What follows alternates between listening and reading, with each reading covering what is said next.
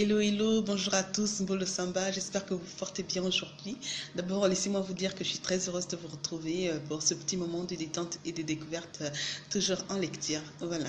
Ce que je me propose aujourd'hui de faire, c'est de vous faire découvrir différentes plumes que j'ai lues pendant l'année 2017, mais essentiellement en format Kindle. Donc voilà, je vais vous faire lecture de certains extraits d'œuvres publiées par ces auteurs, des plumes gabonaises. Donc, nous allons commencer par ce texte, ce roman, dont le titre est « Et si c'était toi », écrit par Lily Rose Agnuret. Voilà, donc c'est parti, extrait.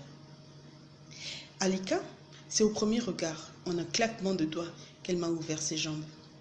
J'exagère un peu. Ce que je veux dire, c'est que le type coincé et dadais que j'étais s'est laissé charmer par cette analyste financière de 24 ans qui maniait le verbe à la perfection. Je buvais ces mots pendant cette présentation qu'elle nous fit à mon équipe et moi. J'étais sous le charme de son intelligence. Cette belle femme métisse d'1,70 m environ était vêtue d'un tailleur de couleur rose pâle, monté sur des talons aiguilles. Elle était fine avec des rondeurs là où il fallait. J'avais rêvé en la voyant de m'abreuver à la source de ces seins globuleux que je devinais sauvages et gourmands sous son chemisier. Ma prière fut exaucée le soir même après un dîner collégial avec des collègues. Elle accepta de prendre un dernier verre avec moi à mon hôtel. La suite ? Un striptease qui devait me rendre idiot, sourd et muet, tellement c'était beau. J'avais ce corps de déesse devant moi. Jamais femme ne s'était offerte à mon faciès de sanglier, comme le disaient les filles au lycée d'application quand j'y étais. J'étais un garçon avec lequel on dansait par défaut. Les petites amies, je n'en eus aucune pendant les années lycée. Mon pucelage, ce fut à la faculté de Washington DC que j'allais le perdre dans le lit d'une bienfaitrice de 30 ans qui était seule et abstinente depuis longtemps.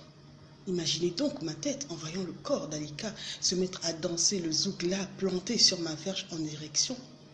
Ce fut bêtement que j'allais dans la salle de bain effectuer une danse de la victoire après avoir joui comme un malade et manqué de pleurer tellement j'étais aux anges.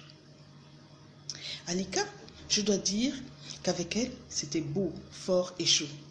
Alika.